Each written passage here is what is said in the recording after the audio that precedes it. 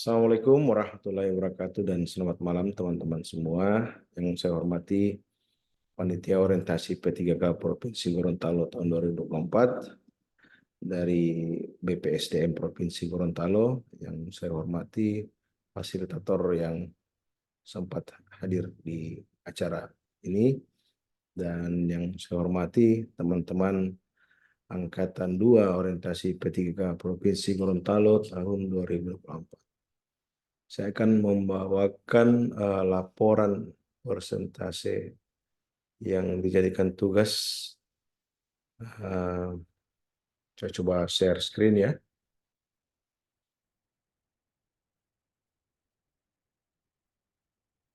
Oke, jadi tugas ini saya bawakan untuk melengkapi uh, tugas di uh, orientasi P3K Angkatan 2 Pemerintah Provinsi Gorontalo tahun 2024. Oke, Bismillahirrahmanirrahim. Uh, Materi yang akan saya bawakan ini uh, yaitu dengan latar belakang isunya adalah kurangnya pengetahuan pasien tentang perawatan luka kaki diabetes, khususnya di tempat kami bekerja, yaitu di Rumah Sakit Umum Hasri Ainun Habibie, Provinsi Gorontalo. Selanjutnya kami akan menjelaskan rincian rencana kerja kami P3K tahunan dan rencana kerja kami P3K menengah. Dengan latar belakang kita sebagai ASN yang terdiri dari PNS dan P3K adalah suatu profesi pegawai negeri sipil dan pegawai pemerintah yang bekerja pada instansi pemerintah. Berdasarkan Undang-Undang Nomor 5 Tahun 2014 tentang aparatus sipil negara, kita adalah sebagai pelaksana kebijakan publik, juga sebagai pelayan publik, juga sebagai salah satu perekat dan pemersatu bangsa. Dengan satu fungsi pelayan publiknya itu adalah melaksanakan tugas dan memberikan pelayanan terbaik kepada masyarakat. Kami sebagai tenaga kesehatan, sebagai pelayan publik yang tersebar di rumah sakit, puskesmas, dan tempat wilayah kesehatan lainnya. Dan tentunya tenaga kesehatan ini harus menjadi ASN, dapat membentuk karakter dari dalam diri sendiri untuk menjadi ASN yang berkompeten, profesional, berintegritas, dan berkomitmen baik atas tugas dan fungsi yang diembannya.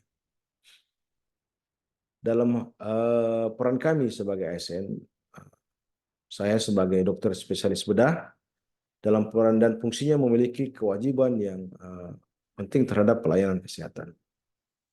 Di mana yang kami lakukan adalah di samping melakukan tindakan operasi, kami juga melakukan edukasi, yaitu pendidikan kesehatan. Melalui salah satu tujuan kami sebagai pelayan kesehatan, yaitu memberikan informasi untuk meningkatkan pengetahuan tentang kesehatan. Diharapkan dengan adanya informasi yang kami lakukan ini dapat membuat perubahan perilaku yang dapat meningkatkan kemandirian.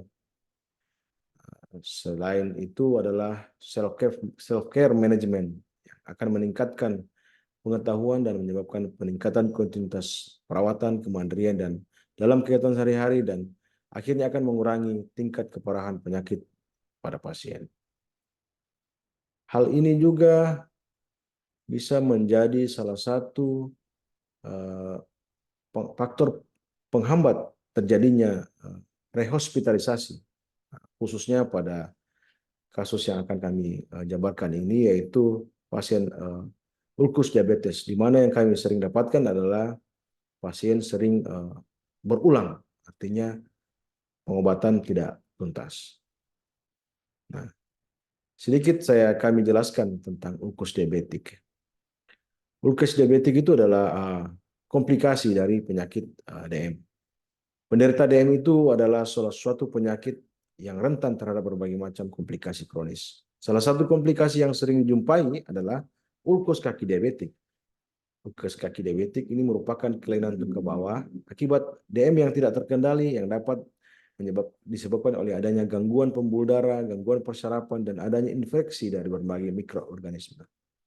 Kecenderungan yang sering terjadi pada penderita DM adalah penyembuhan luka yang lambat serta kerentanan terhadap infeksi sehingga gangren dapat meluas dan dapat risiko tinggi terhadap amputasi tungkai bawah. Nah, menurut UNIR tahun 2008 dalam presentasinya di Nursing Expo menyatakan bahwa hampir setiap 30 detik terjadi amputasi pada kaki diabetik di seluruh dunia. Itu menunjukkan bahwa tingginya kasus amputasi di seluruh dunia. Untuk di Gorontalo pada umumnya, kondisi ini hampir kami dapatkan hampir sama dengan kondisi di dunia. Karena memang kalau kita melihat secara daerah, memang Gorontalo ini terkenal dengan penyakit-penyakit DM yang banyak. Oke. Faktor-faktor yang bisa menyebabkan terjadinya ulkus diabetik adalah lamanya seorang menyandang DM. Itu hampir 10 tahun. Dengan kadar kolesterol itu 200 mg, kadar HDL 45, ketidakpatuhan diet DM, kurangnya latihan fisik, perawatan kaki yang tidak teratur, dan penggunaan alas kaki yang tidak tepat dengan memberikan sumbangan terhadap insiden kasus kaki diabetik itu sebesar 99,9%. Ya. Jadi selain luka diabetik, banyak juga komplikasi yang terjadi mulai dari ginjal, otak, jantung, pembuluh darah, mata, dan lain-lain. Oke. Nah, padahal sebetulnya pedoman pengobatan ulkus kaki diabetik itu terdiri dari 8 kategori, yaitu kita melakukan diagnosis, setelah itu lakukan offloading, kemudian lakukan kontrol infeksi. Setelah kontrol infeksi, kita masuk ke fase perawatan luka. Ini hal yang sebetulnya banyak belum tersosialisasi. Kadang-kadang pasien setelah operasi, mereka tidak melanjutkan dengan perawatan luka. Padahal di sini ada beberapa faktor yang harus kita sinkronkan dengan harapan bisa membuat penyembuhan yang maksimal.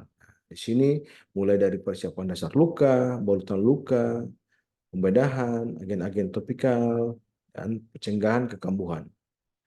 Nah, dahulu kala itu kita menggunakan perawatan luka dengan moist dressing, tapi setelah ini perkembangan perawatan luka di dunia kesehatan berkembang pesat, metode yang digunakan sekarang adalah prinsip balance moist. Jadi penyebaran moist atau kelembapan itu harus dijadikan seimbang. Ya. Metode moist wound healing itu adalah metode untuk mempertahankan kelembapan luka dengan menggunakan balutan penahan kelembapan, sehingga penyembuhan luka dan pertumbuhan jaringan dapat terjadi secara alami. Kalau yang konvensional masih menggunakan kasa, tapi beberapa daerah di negara maju seperti Inggris, itu hal ini sudah banyak ditinggalkan. Sekarang sudah banyak jenis balutan luka yang ada di dunia. Sekarang seperti transparan gilim, hidrogel, antimicrobial dressing, metcovacin, dan lain-lain. Ya. Nah, di sini kami mendapatkan beberapa isu yang hampir menjadi hampir kami dapatkan dari hampir semua pasien. Ya.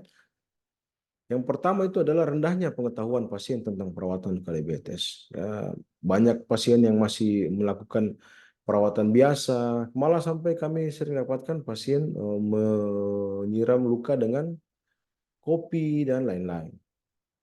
Rendahnya kepatuhan pasien dalam mencegah komplikasi luka pasien ini juga yang paling sering. Kadang-kadang mereka masih menggunakan sendal yang agak keras, tidak menjaga hygiene kebersihan, dan lain-lain. Hal ini membuat tingginya tingkat komplikasi dan kejadian amputasi pada pasien ulkus diabetes di Rumah Sakit Hasria ini. Ya. Isu yang kami angkat ini adalah yang pertama adalah kurangnya pengetahuan tentang perawatan luka diabetes di Rumah Sakit Ainun Habibie. dengan gagasan kreatif atas isu yang akan diangkat itu adalah dengan melakukan peningkatan pengetahuan tentang perawatan luka diabetes pada pasien rumah sakit umum daerah Hasro NMB. Kegiatan penjabaran itu untuk penyelesaian isu adalah dalam melakukan edukasi tentang penyakit DM disertai komplikasinya, yaitu ulkus diabetes. Tahapan-tahapan dan output penerapan nilainya itu kami lakukan. Pertama itu dalam melakukan konsultasi dengan kepala ruangan terkait isi pelaksanaan edukasi. Dengan outputnya itu kami harapkan mendapatkan tambahan ilmu serta izin untuk melakukan edukasi dari kepala ruangan. Dengan penerapan nilai-nilai berakhlak itu, tahapan ini mengandung nilai kolaboratif. Jadi kami saling berkolaborasi untuk bekerja sama untuk menghasilkan nilai tambah dan mencapai tujuan. Jadwal pelaksanaan itu hari Kamis tanggal 6 Juni 2024. Yang kedua, yaitu dalam membuat materi edukasi dalam bentuk PowerPoint. Nah, jadi dengan harapan setelah materinya tersedia untuk edukasi, dapat memberikan penerapan nilai berakhlak, yaitu nilai kompeten, karena meningkatkan kompetensi diri untuk menjawab tantangan yang selalu berubah dan melaksanakan tugas dengan kualitas terbaik. Jadwal pelaksanaan kami jadwalkan di hari Jumat tanggal 7 2024. Ya. Yang ketiga, tahapan media edukasi seperti level dan banner. Kami mempersiapkan beberapa banner di sini ya, atau leaflet. Jadi di sini ada gambaran tentang 6 cara ampuh merawat luka diabetes. Yang pertama adalah membersihkan luka setiap hari, mengurangi tekanan pada luka, menutup luka diabetes dengan perban, mengontrol kadar gula daerah secara rutin, memperhatikan tanda-tanda adanya infeksi, memenuhi swab. Cara obati luka kaki diabetes agar tidak amputasi adalah dengan jaga luka tetap tertutup dan lembab, pantau kadar gula darah, kurangi tekanan pada kaki, dan cegah terjadinya luka. Ini yang harus diperhatikan pada pasien. Oke. Yang keempat itu menetapkan jadwal melakukan edukasi. Ya, tahapan ini kita akan dilaksanakan tanggal 8 Juni 2024 hari Jumat. Oke. Setelah itu kita lakukan edukasi kepada pasien, kami jadwalkan di tanggal 10 Juni 2024. Ini rencana kerja kami di sisa tahun kontrak kami. Tahun pertama itu tahun 2025 kami rencana mengikuti pelatihan perawatan luka modern. Dengan outputnya kami berharap bisa memberikan teknik perawatan luka yang baik kepada pasien. Setelah itu kami lakukan penyuluhan tentang penyakit diabetes mellitus dan harapan pasien dapat mengetahui tentang penyakit diabetes itu. Tahun ketiga kami melakukan penyuluhan tentang komplikasi. Pasien mengetahui komplikasi ulkus diabetes mellitus. Yang tahun keempat melakukan penyuluhan tentang penanganan ulkus diabetes. Pasien mampu mengetahui tentang penanganan perawatan luka ulkus diabetes.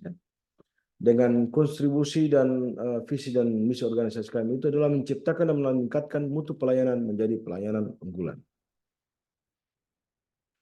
Sekian dan terima kasih. Itu tadi paparan presentasi dari kami.